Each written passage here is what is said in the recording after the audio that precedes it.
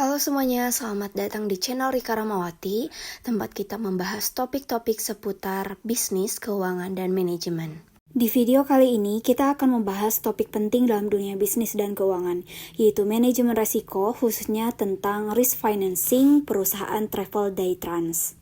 Dan jangan lupa subscribe, like, dan aktifin lonceng notifikasi untuk video selanjutnya.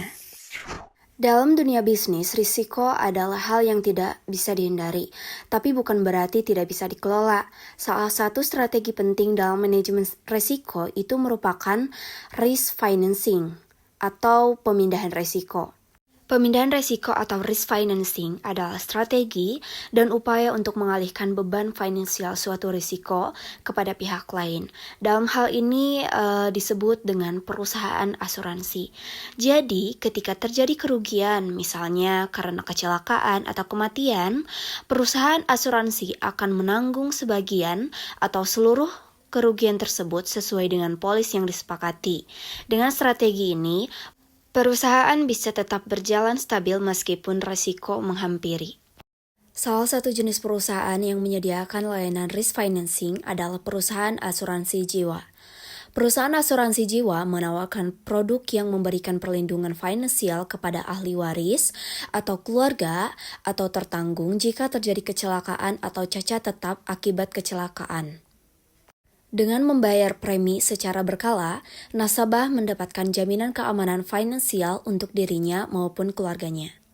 Dari sisi manajemen risiko, asuransi jiwa sangatlah penting karena pertama, untuk menjaga keberlanjutan finansial keluarga atau perusahaan, kemudian mengurangi risiko tuntutan hukum dari pihak keluarga korban, dan ketiga, memberikan rasa aman bagi karyawan dan stakeholder perusahaan. Jadi, asuransi jiwa bukan sekedar produk finansial, tetapi merupakan bagian dari strategi jangka panjang untuk mengelola risiko dengan cerdas. Sekarang mari kita bahas lebih spesifik apa itu asuransi jiwa kecelakaan dan apa sih bedanya asuransi jiwa dan asuransi jiwa kecelakaan. Asuransi jiwa biasa menanggung risiko kematian karena berbagai sebab, termasuk sakit. Sedangkan asuransi jiwa kecelakaan adalah jenis asuransi jiwa yang memberikan perlindungan jika tertanggung meninggal dunia atau mengalami cacat tetap akibat kecelakaan mendadak. Sekarang kita ambil contoh nyata perusahaan Daytrans, perusahaan travel yang melayani rute antar kota seperti Jakarta, Bandung, Semarang. Sebagai perusahaan yang mengandalkan armada kendaraan dan sopir, resiko utama mereka adalah kecelakaan lalu lintas yang bisa menyebabkan kerusakan aset atau kendaraan, kemudian cedera atau kematian pada sopir, gugatan hukum dari penumpang atau pihak ketiga, dan gangguan operasional. Untuk mengelola risiko ini, Daytrans bisa menerapkan strategi pemindahan risiko atau risk financing dengan mengasuransikan sopir mereka melalui produk asuransi jiwa. Contohnya, jika sopir mengalami kecelakaan fatal saat mengemudi, maka asuransi jiwa akan memberikan santunan kepada keluarga sopir, sekaligus menghindarkan perusahaan dari beban kompensasi langsung yang besar. Dengan begitu, operasional tetap berjalan, reputasi perusahaan tetap terjaga, dan dampak keuangan dapat diminimalkan.